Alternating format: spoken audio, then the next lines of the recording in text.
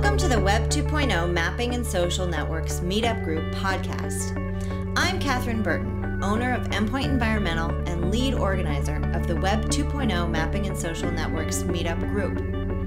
Our meetup is about sharing, teaching, learning, and networking around current and future geospatial and social networking applications and technology.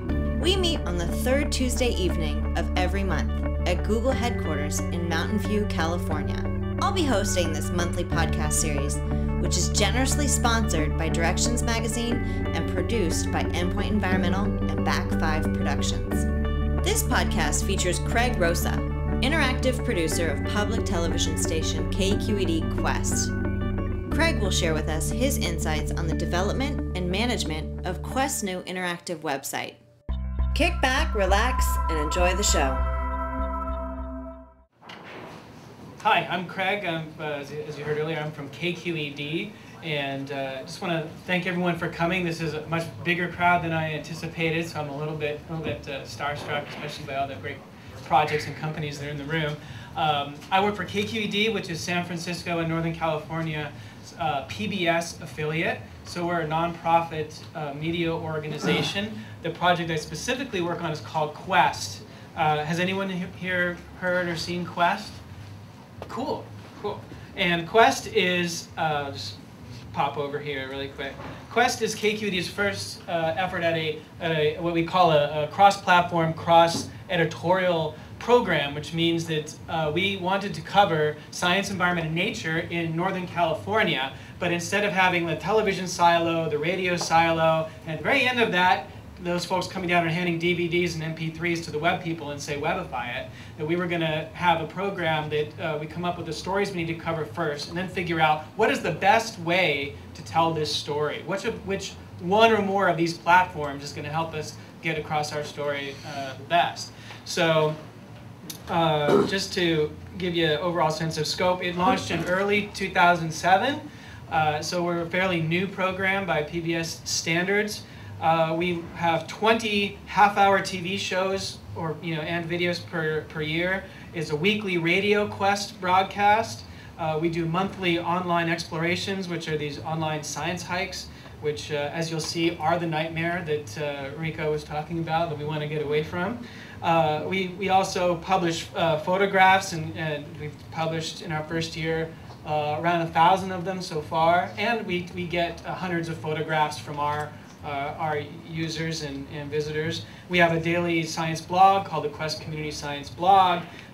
We get all our TV and radio plus web-only video and audio pieces out distributed via RSS. The main places are iTunes, Moreau, and AMP. We of course put stuff up on YouTube, and we're one of the first people to join the launch of iTunes U. Lastly, we have a full-time education person who produces community education and school guides. So it's a pretty comprehensive program, and we're thinking about this. KQED is a local place. I mean, it's a local PBS affiliate. We do some national shows, something like Jean-Michel Cousteau's Ocean Adventures, cooking shows like Jacques Pepin. But our show is local. What does it mean to serve your local audience? And we let that, as we were planning the site, really drive the design for the site. So instead of just having a list of what the upcoming stories were, we said, you know what, location matters. People want to know if there's, we're covering a particularly toxic site, or progress on the tunnel, a double slide. Place matters, and we wanted to reinforce that science, environment, and nature it's in your neighborhood. These aren't abstract concepts, global things. Like the environment is often touted as this, and it is, but this global thing. Like when you ask kids what they think about the environment, they immediately say rainforest.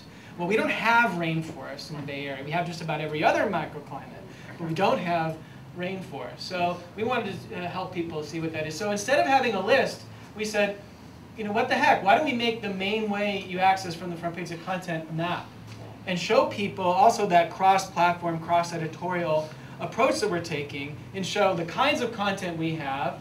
We have, blue TVs for video, green radio icons for audio, You can't really see it on the screen, but the blog posts that we have are in pink and the online science hikes in orange. This always shows the last, using the Google Maps API, it always shows the last 20 things that we've produced at any given time.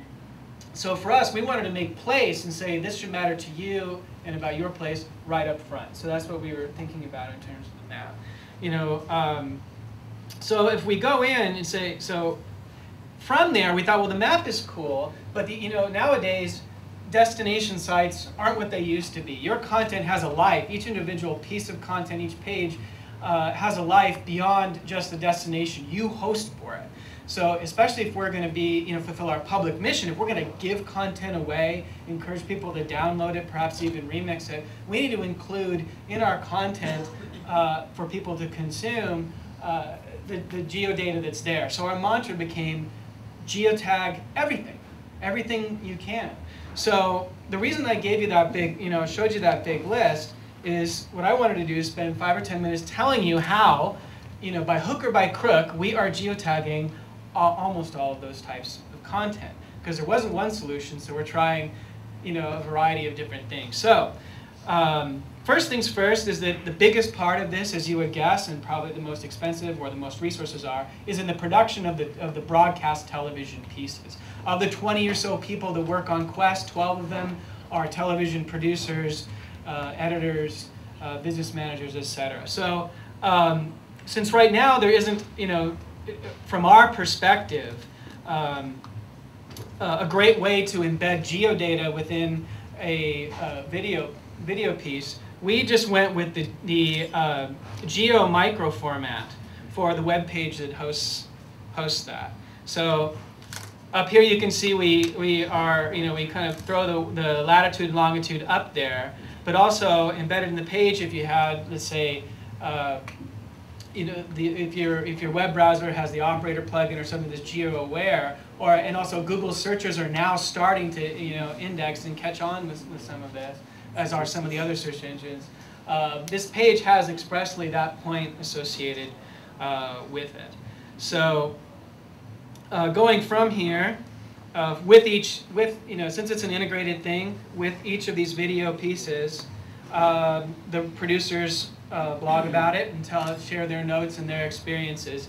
You can see up here that we have the latitude and longitude there as well. We use WordPress for our blog, so we installed the GeoPress plugin that's provided by the Mapufacture folks. And so now every post, every page, and also the various feeds that are spat out from here are geotagged. So that way, each individual post every day has that associated with it. You've all, I was just going to pull up, imagine if you will, seeing an RSS feed code view.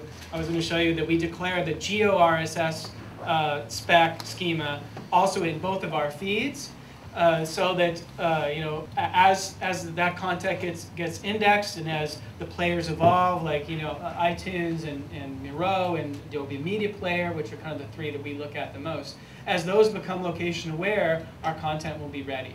A lot of the stuff we decided back in late 2006, early 2007 is we don't know where the GeoWeb is going. But damn it, we're going to be prepared. Everything's going to be geotagged. And if we don't do cool stuff with it, because I'm the only interactive producer on this project. There's a part-time person that helps out. So I can't do it all.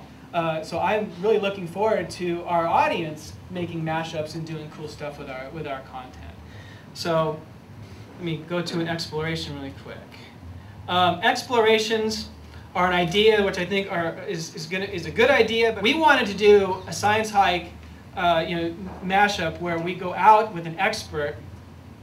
Let me pull up this one. For a great place to go in the Bay Area that has amazing things, and we would do a science hike. We go out with a scientist or a ranger and really show you the great stuff that's there. It looks great on the web page and it's fun to click around, but the part we have not yet figured out, and we're going to try to address in season 3, is how do you take it with you? Because believe it or not, when we designed these, my maps didn't exist. KML was not a standard that we did, either were comfortable with or did a good job or was developed for our needs yet. So these things